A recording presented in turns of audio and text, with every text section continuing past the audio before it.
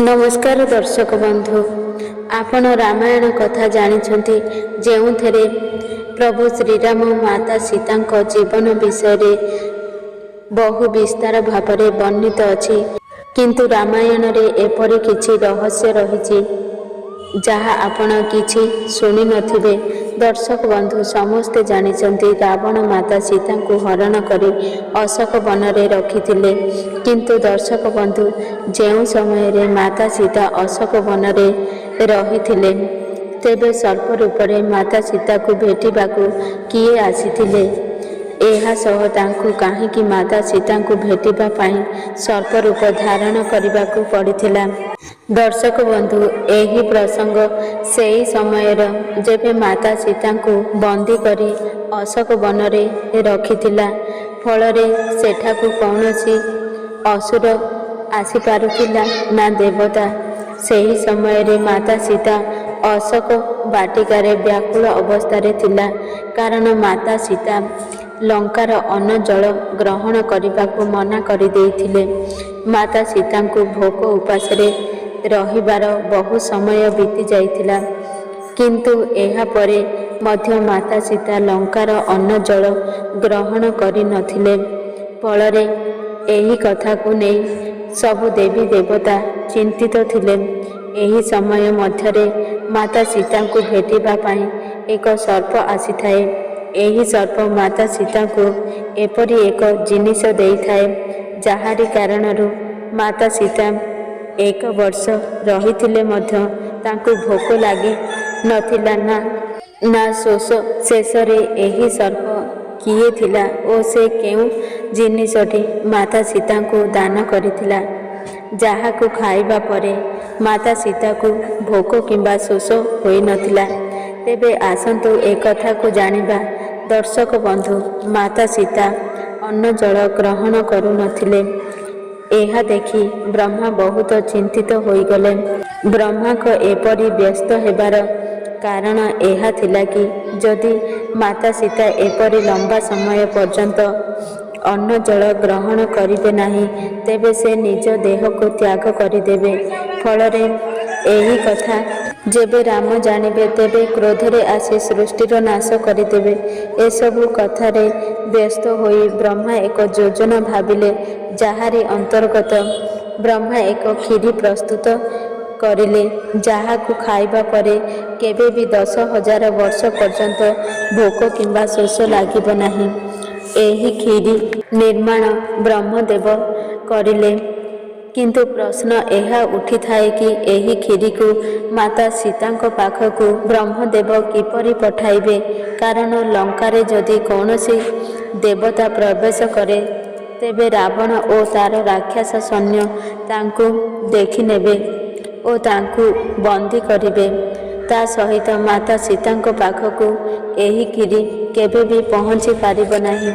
एही कारणरू ब्रह्मदेव एक योजना प्रस्तुत करिले, जहा फलरे ब्रह्मदेव इंद्रदेव को स्मरण करिले।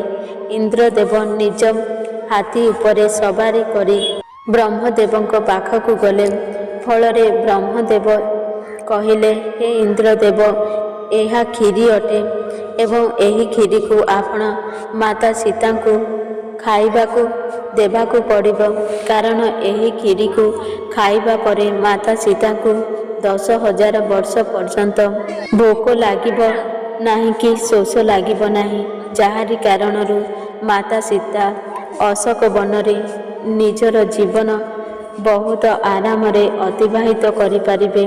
किंतु एहा परे ब्रह्मदेव इंद्रदेव को कहिले, समस्या एहा कि शेषरे लंकारे आपण प्रवेश किपरि करिबे, कारण लंकारे प्रवेश करिबा बहुत विपदरे परिपूर्ण।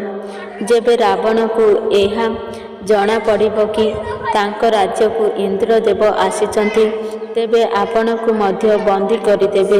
एपरि परिस्थिति रे सबु देवता विचलित होई जिबे। एही कारणरू एही काम को आपण को सावधान रे करिबाकू पड़िबो। एहा इंद्रदेव ब्रह्मदेव को कहिले कि हे इंद्रदेव एही कार्य बड़ सावधानर ସହ କରିବାକୁ ପଡ଼ିବ। ଇନ୍ଦ୍ରଦେବ କହିଲେ, ଏହି କାର୍ଯ୍ୟ ମୁଁ ଅବଶ୍ୟ କରିବି, ଆପଣ ନିଶ୍ଚିତ ରୁହନ୍ତୁ। ଇନ୍ଦ୍ରଦେବ ସର୍ପ ରୂପ ଧାରଣ କରି ଲଙ୍କାରେ ପହଞ୍ଚିଲେ। କାରଣ ସର୍ପ ହିଁ ଏମିତି ଏକ ଜୀବ ଅଟେ, ବିନା ଆହତ, ବିନା କାହାରି ନଜରରେ ମାତା ସୀତା ପର୍ଯ୍ୟନ୍ତ ଏହି କ୍ଷୀରିକୁ ପହଞ୍ଚି ପାରିବେ। ଇନ୍ଦ୍ରଦେବ ସର୍ପ ରୂପ ଧାରଣ କରି ମାତା ସୀତାଙ୍କ ସମ୍ମୁଖରେ ଏହି କ୍ଷୀରିକୁ ନେଇ ପ୍ରସ୍ତୁତ ହେଲେ। ଯେବେ ମାତା ସୀତା ଏହା ଦେଖିଲେ କି ତାଙ୍କ ଆଗରେ ଏକ ସର୍ପ ରହିଛି, ତେବେ ମାତା ସୀତା ଏହାକୁ ନେଇ ବିଚଳିତ ହୋଇଗଲେ। ସେ ଭାବିଲେ କି ଏ ସର୍ପ କୌଣସି ଅସୁର ନା କୌଣସି ରାକ୍ଷସ ନୁହେଁ। ମାତା ସୀତା ଏଭଳି ବିଚଳିତ ଦେଖି ଇନ୍ଦ୍ରଦେବ ପରିଚୟ ଦେଲେ ଏବଂ ଇନ୍ଦ୍ରଦେବ କହିଲେ, ହେ ମାତା, ମୁଁ ଇନ୍ଦ୍ରଦେବ ଅଟେ। କିନ୍ତୁ ମାତା ସୀତା ତାଙ୍କର ଉପରେ ଭରସା କଲେ ନାହିଁ। ଏହାପରେ ମାତା ସୀତା ତାଙ୍କ ତପ ବଳରେ ଦେଖିଲେ କି ବାସ୍ତବରେ ଇନ୍ଦ୍ରଦେବ ଅଟେ। ଫଳରେ ଇନ୍ଦ୍ରଦେବଙ୍କୁ ଏଠାକୁ ଆସିବାର ପ୍ରୟୋଜନ ପଚାରିଲେ। ଏହାପରେ ଇନ୍ଦ୍ରଦେବ କହିଲେ, ହେ ମାତା, ଆପଣ ଲଙ୍କାରେ ଅନ୍ନ ଜଳ ଗ୍ରହଣ ନ କରିଥିବାରୁ ଅନ୍ନ ଜଳ ଗ୍ରହଣ କରୁନାହାନ୍ତି। ଏହି କଥାକୁ ନେଇକରି ବ୍ରହ୍ମାଙ୍କ ସମେତ ଅନ୍ୟ ସମସ୍ତ ଦେବୀ ଦେବତା ଚିନ୍ତିତ ଅଛନ୍ତି। ଏହି କାରଣରୁ ସ୍ୱୟଂ ବ୍ରହ୍ମଦେବ ଆପଣଙ୍କ ପାଇଁ ଏହି କ୍ଷୀରି ନିର୍ମାଣ କରିଛନ୍ତି, ଯାହାକୁ ଖାଇବା ପରେ ଆପଣଙ୍କୁ 10,000 ବର୍ଷ ପର୍ଯ୍ୟନ୍ତ କୌଣସି ଭୋକ କିମ୍ବା ଶୋଷ ଲାଗିବନି।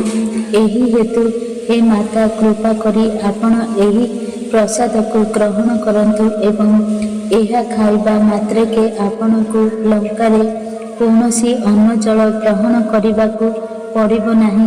ମାତା ସୀତା ଯେବେ ଇନ୍ଦ୍ରଙ୍କ ଏହି ବଚନକୁ ଶୁଣିଲେ, ମାତା ସୀତା ପ୍ରଥମେ ମନା କରିଦେଇଥିଲେ, କାହିଁକି ନା ମୁଁ ଲଙ୍କାରେ କୌଣସି ଅନ୍ନ ଜଳ ଗ୍ରହଣ କରିବି ନାହିଁ। କିନ୍ତୁ ଇନ୍ଦ୍ରଦେବ ଯେବେ ମାତା ସୀତାକୁ ହାତ ଯୋଡ଼ି ପ୍ରାର୍ଥନା କଲେ, ତେବେ ମାତା ସୀତା ଇନ୍ଦ୍ରଙ୍କର ଏହି କଥାକୁ ଗ୍ରହଣ କରି ପ୍ରସାଦ ରୂପୀ କ୍ଷୀରିକୁ ସେବନ କଲେ। ସେହି ଦିନଠାରୁ ମାତା ସୀତାଙ୍କୁ ଆଉ ଭୋକ କିମ୍ବା ଶୋଷ ଲାଗିଲା ନାହିଁ। ଦର୍ଶକ ବନ୍ଧୁ, ଯଦି ମୋ ଭିଡ଼ିଓ ଆପଣଙ୍କୁ ପସନ୍ଦ ଆସେ, ତାହେଲେ ଭିଡ଼ିଓକୁ ଗୋଟିଏ ଲାଇକ୍ କରନ୍ତୁ ଏବଂ ଆମ ଚ୍ୟାନେଲକୁ ସବସ୍କ୍ରାଇବ୍ କରନ୍ତୁ ଏବଂ ସାଙ୍ଗମାନଙ୍କୁ ଅଧିକରୁ ଅଧିକ ସେୟାର କରନ୍ତୁ। ଏହିଭଳି ମୋଟିଭେସନ୍ ଭିଡ଼ିଓ ଦେଖିବା ପାଇଁ ଜୟ ଜଗନ୍ନାଥ।